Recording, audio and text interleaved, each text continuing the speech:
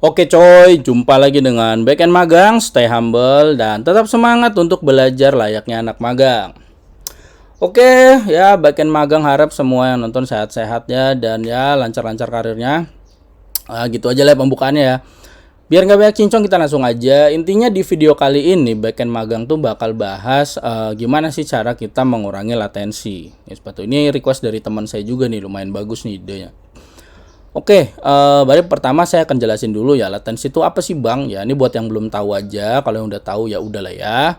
Intinya latensi itu kalau dalam sistem ya ini merujuk pada waktu yang diperlukan untuk melakukan suatu tindakan ataupun ya proses juga dari awal sampai selesai, ya, seperti itu. Jadi kalau dalam konteks sistem komputer ataupun jaringan ya latensi ini mengacu pada waktu yang diperlukan untuk mentransfer data atau menjalankan perintah dari suatu poin ke poin yang lain, intinya seperti itu. Nah, kalau secara umum ya, latensi itu ada dua sih yang umum dikenal ya. Yang pertama itu adalah round trip latensi, yang kedua adalah one way latensi. Bentar, sorry.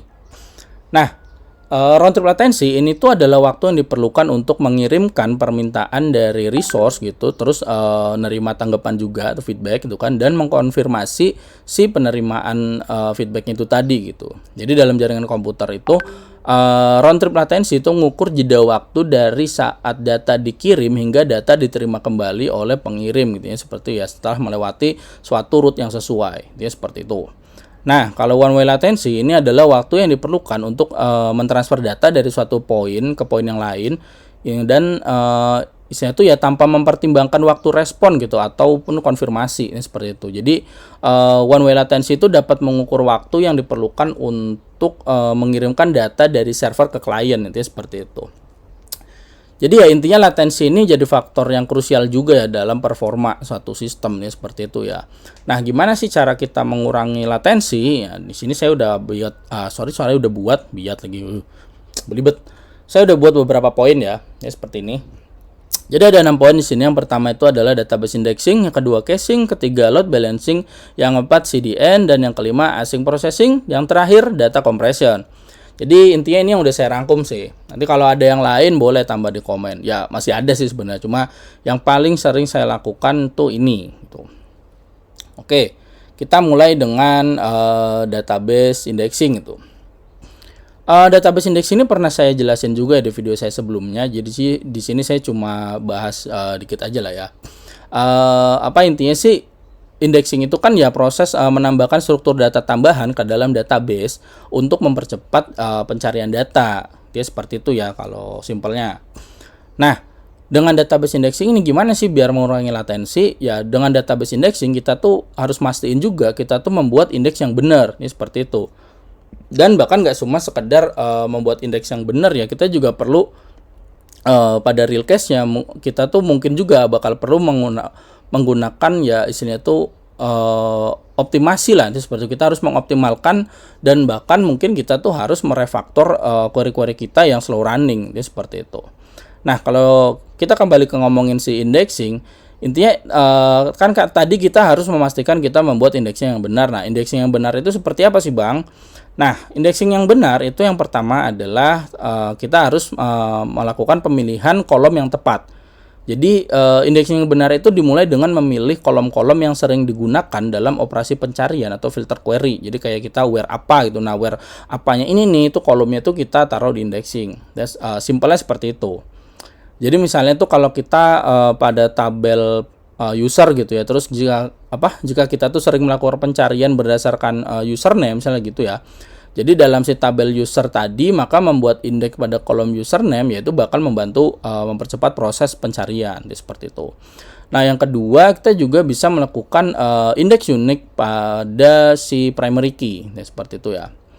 Jadi kan misalnya setiap tabel itu kan pasti punya primary key gitu kan, intinya tuh dia unik lah kan dan untuk mengidentifikasi setiap baris data.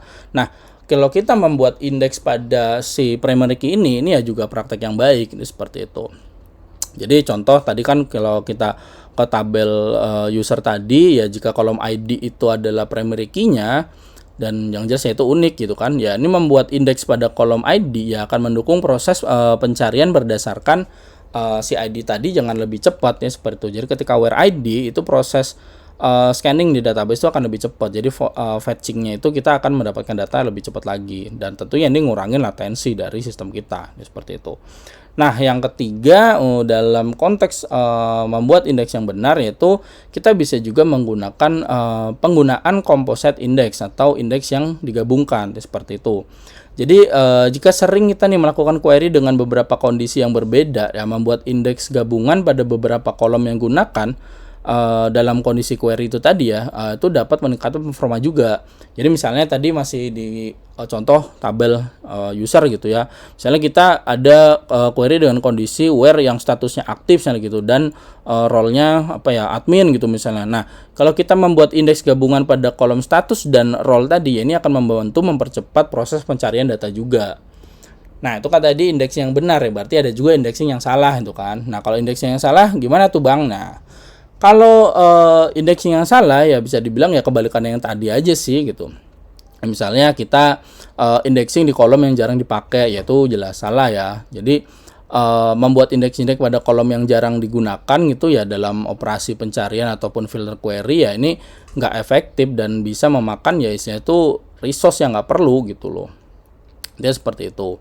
Nah, yang kedua, selain kita mengindexing kolom yang nggak dipakai, nah ini sebenarnya agak tricky dengan masalah tadi kita menggabungkan indexing atau melakukan indexing di beberapa kolom. Intinya sih kita nggak boleh juga over indexing seperti itu.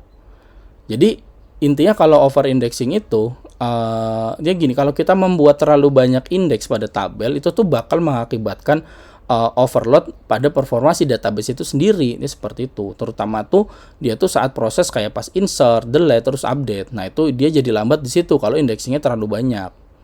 Jadi kalau misalnya kita tuh membuat indeks pada setiap kolom dalam sebuah tabel gitu ya tanpa pertimbangan gitu, ya ini ya salah sih gitu loh.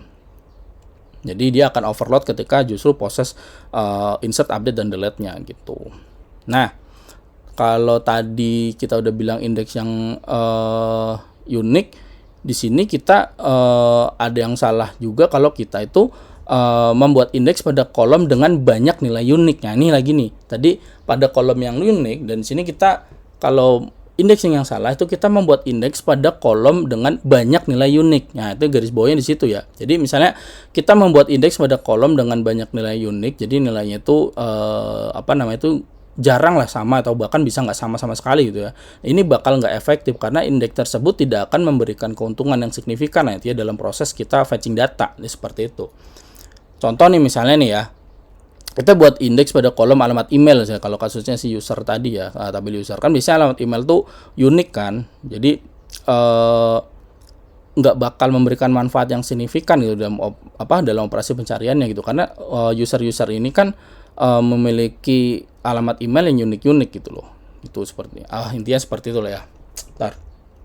Agak Nah, jadi kalau seperti tadi saya bilang over indexing itu nggak baik juga. Jadi gimana nih Bang kalau kita udah banyak filter misalnya. Nah, ini pernah saya bahas di video saya sebelumnya juga. Ya intinya ketika data kita udah banyak, udah puluhan juta, intinya data itu udah lebih lah dari 5 atau giga tuh, misalnya udah sampai 10 giga, 20 giga gitu, dan ada satu tabel yang kolom-kolomnya itu banyak dan kita perlu filter semua itu. Misalnya kasusnya kayak pencarian room hotel gitu misalnya. Kan misalnya kita harus cari hotelnya di wilayah mana gitu kan, terus harganya berapa, rate-nya berapa gitu kan, terus pada tanggal berapa sampai berapa dia ada yang kosong seperti itu. Nah, itu kan akan banyak filter. Dan kalau kita melakukan kombinasi, mau berapa kombinasi yang kita buat, ini seperti itu. Kombinasi ini maksudnya kombinasi indeksnya ya, misalnya indeks si tabel yang tadi itu, terus kita mau indexing kolom A, terus nanti ada pencarian where kolom AB. Jadi kita pasti akan bikin indexing untuk AB, ada lagi ntar AC, belum nanti kondisi BC. Nah, seperti itu tuh kolom ABCD sampai misalnya sampai J aja ada 10 kolom gitu kan. Terus kita buat kombinasinya, yaitu akan semakin banyak indexingnya, yang terjadi ya over indexing, yang berarti nanti justru proses insert, update, delete yang bakal jelek. Nah, ini gimana sih Bang atasinnya ya? Kalau udah kasusnya kayak gitu, kita udah nggak bisa lagi pakai relational database, kita harus pakai ya yang NoSQL gitu. Dalam konteks ini kita bisa pakai Elasticsearch karena dia udah diatur untuk indexingnya dari si Elasticsearch. Ini seperti itu ya, intinya untuk masalah indexing kira-kira seperti itu ya. Nah, kita lanjut ke poin selanjutnya, yaitu caching. Eh Casing ini udah pernah saya bahas juga di video saya sebelumnya. Situ saya contohin pakai Redis, caranya buat casing gimana, seperti apa sih yang bisa di casing, itu bisa dilihat di video sebelumnya. Jadi di sini saya cuma bahas ya dikit aja lah ya tentang casing ini terhadap si pengurangan latensi. Intinya kan jadi casing itu kan kita tuh menyimpan data yang sering diakses ke dalam memori atau penyimpanan yang lebih cepat dibandingkan ke database utama. Jadi seperti itu. Nah, dengan menyimpan data yang sering diakses ini ke dalam cache, ya aplikasi kan dapat mengurangi jumlah permintaan ke database utama tadi. Jadi kita menghindari database lookup. Ini seperti itu. Dan ini yang pasti banget ya pasti menghemat waktu. Nah, kalau menghemat waktu ya berarti mengurangi latensi. Itu seperti itu. Jadi dalam caching ini ya seperti tadi saya sudah sebutkan, berarti kita harus simpan data-data yang sering diakses. Dan data itu harus nggak sering berubah ya. Jadi seperti kalau datanya sering berubah ya percuma aja kita caching. Jadi kita harus pilih-pilih yang tepat. Jadi ya intinya gimana penggunaan caching, kasusnya kapan, gimana nerapinnya. Ada contohnya juga pakai project bisa di clone, nah itu bisa di video sebelumnya. Jadi seperti itu ya. Nah, yang ketiga yaitu kita akan menggunakan load balancing. Ini juga pernah saya bahas di video sebelumnya. Jadi sini saya jelasin tentang ini untuk mengurangi latensinya aja nanti seperti itu ya. Ya, intinya load balancing ini kan adalah teknik untuk mendistribusikan beban kerja lah secara merata di antara beberapa server nih atau instance aplikasi. Jadi ini nih membantu untuk mencegah overload pada satu server, dan intinya tuh dia bakal meningkatkan kinerja serta ketersediaan nih availability-nya nih dari satu aplikasi secara keseluruhan. Itu seperti itu. Jadi gimana sih penggunaan load balancing ini agar kita bisa mengurangi latensi? Intinya itu kan dengan load balancing ini kita bakal mendistribusikan request secara merata nih di antara beberapa server gitu kan. Nah, di situ juga kita harus mikirin tentang gimana kita menggunakan load balancer yang tepat dan algoritma yang sesuai juga. Ini seperti itu. Karena penggunaan algoritma load balancing yang tepat dan infrastruktur yang scalable itu sangat penting untuk mengoptimalkan si respon time tadi. Itu seperti itu. Nah, penggunaan algoritma load balancing yang tepat itu gimana Bang? Ya kan gini ya, load balancing itu kan ada beberapa algoritma yang umum dikenal lah ya. Kayak ada round robin, ada list connection load balancing, terus ada IP hash, terus ada juga adaptive. Nah, itu saya akan bahas sedikit lah di sini. Intinya misalnya gini ya. Yang pertama tadi ya, misalnya round robin gitu. Jadi kalau kita menggunakan round robin load balancing. Nah, algoritma ini tuh mendistribusikan request secara merata ke setiap server yang tersedia. Jadi misalnya kita nih ada 4 server nih, ada 4 instance lah misalnya gitu kan. Nah, permintaan pertama akan dikirim ke server pertama. Nah, permintaan kedua ke server kedua dan seterusnya kayak gitu. Jadi ini tuh cocoknya untuk situasi di mana semua server memiliki kemampuan yang setara. Nah, di situ garis bawahinya. Jadi saya ulang, ini cocok untuk situasi di mana semua server itu memiliki kemampuan yang setara. Ini di sini ya, garis bawahnya di sini ya.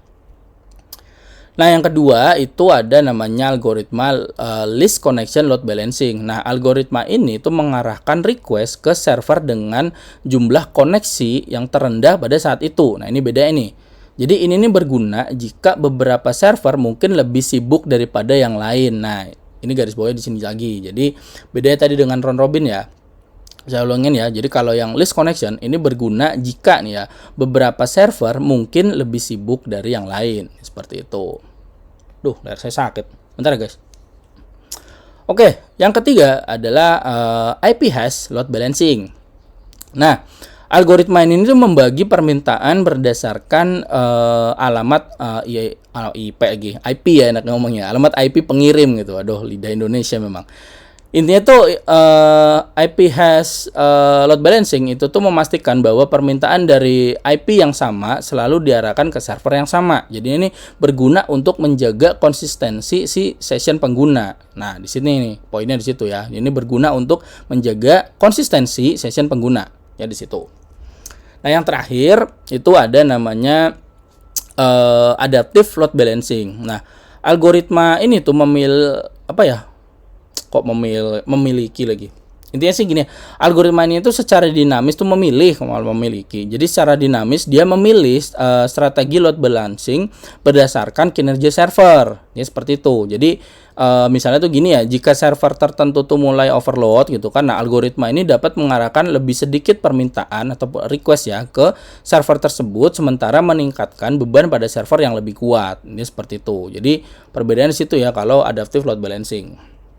Kalau saya ulangin, intinya kalau di server nih tertentu mulai ngalamin overload gitu kan, nah algoritma ini bakal ngarahin lebih sedikit nih request ke server tersebut gitu, dan dia tuh di sisi yang lain dia akan meningkatkan beban pada server lain yang lebih kuat. Ini seperti itulah ya.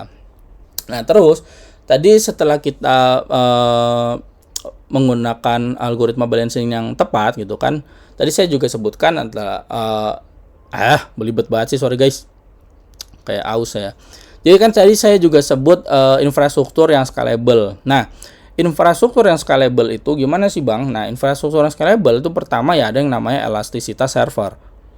Jadi ini tuh kemampuan untuk menambah atau mengurangi kapasitas server secara otomatis gitu berdasarkan permintaan. Contoh, kita menggunakan ya layanan cloud gitu yang dapat ngelola instan virtual dengan cepat sesuai kebutuhan kita. Seperti itu.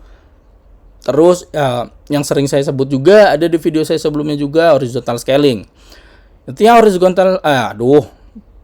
horizontal scaling ini itu menambah lebih banyak ya service ke dalam satu cluster untuk meningkatkan kapasitas dan distribusi beban secara merata. Nah, ini dapat dilakukan dengan menggunakan teknologi kayak ya containerization, terus ya ada automation deployment, ya seperti itu.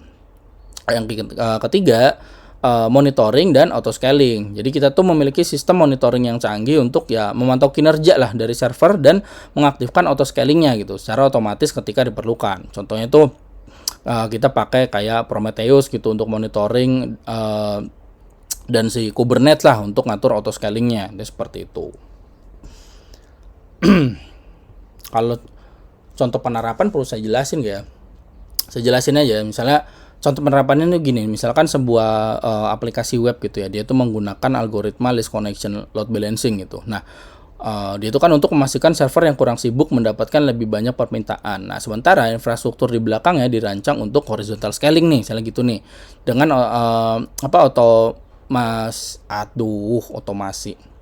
otomatisasi lah. Belibet banget ya. Saya ulangin ya. Jadi intinya tuh misalkan kita ada aplikasi web nih ya, terus kita menggunakan algoritma list connection load gitu. Nah, untuk memastikan server yang kurang sibuk mendapatkan lebih banyak permintaan kalau si list connection load tadi ya. Nah, sementara itu si infrastruktur di belakangnya itu dirancang untuk horizontal scaling dengan otomatisasi provisioning server baru dan penyesuaian beban secara dinamis berdasarkan ya monitoring kerja secara real time itu seperti itu. Dengan demikian ya aplikasi dapat mengoptimalkan respon time itu dan mengatasi ya lonjakan permintaan ya atau spike di sini kasusnya itu tanpa mengorbankan kinerja. Ini seperti itu. Jadi ya ini ada juga sih di video saya sebelumnya ya, tentang penanganan lonjakan request ini. Oke. Untuk load balancing kira-kira seperti itu ya pengaruhnya untuk kita mengurangi latensi. Selanjutnya itu kita ke CDN. CDN ini sebenarnya ya sama aja sih dengan si caching gitu kan. Cuma ada ya beda-beda dikit lah 11-12. Intinya kan CDN ini Content Delivery Network ya, yang belum tahu. Jadi itu kita harus nge-cache lah. Intinya nge-cache juga kayak si caching tadi. Konsen yang statis itu di dekat dengan si usernya gitu, paling dekat dengan end user. Jadi kita tuh bakal ngurangin jarak secara geografisnya gitu loh. Jadi itu bakal ngurangin latensi. Dia seperti itu ya. Karena kan gimana ya bilangnya itu kan CDN itu kan jaringan server global gitu yang menyimpan salinan konten-konten statisnya dari kita punya situs web gitu atau kita punya sistem. Intinya seperti itu lah. Dan ini kan ada di lokasi geografis yang berbeda tuh. Jadi dengan kita menyediakan konten dari server yang paling dekat nih dengan si user, ya CDN ini ya bakal mengurangi jarak fisiknya gitu loh. Dan yang pasti kalau jarak fisik udah berkurang kan berarti waktu tempuhnya juga berkurang ya. Ini pasti mengurangi latensi saat kita ngakses suatu konten. Ya, seperti itu. Oke, untuk CDN ya kira-kira gitu aja sih, nggak ada terlalu yang ribet-ribet ya. Nah, yang kelima itu adalah async processing gitu. Jadi intinya tuh di proses yang asinkronus ini kan, kita tuh pokoknya jangan ngehambat aliran proses request itu untuk suatu proses task yang panjang gitu. Jadi task yang panjang itu kita harus eksekusi di background, jadi seperti itu. Jadi kalau penjelasannya kan asynchronous processing ini ya, atau si async ini itu kan teknik dimana tugas yang membutuhkan waktu lama ya, task yang membutuhkan waktu lama itu kan dieksekusi prosesnya itu di background. Nah, sementara itu kan berarti aplikasi itu bakal tetap responsif nih terhadap request-request yang lain, seperti itu. Jadi ya hal ini yang bakal membantu menghindari si blocking tadi ya, atau terhambatnya gitu proses dari proses utama ya dari suatu aplikasi. Ya pasti ini akan mengurangi latensi seperti itu. Nah, ini yang paling terakhir ya, last but not least, yaitu adalah data compressing.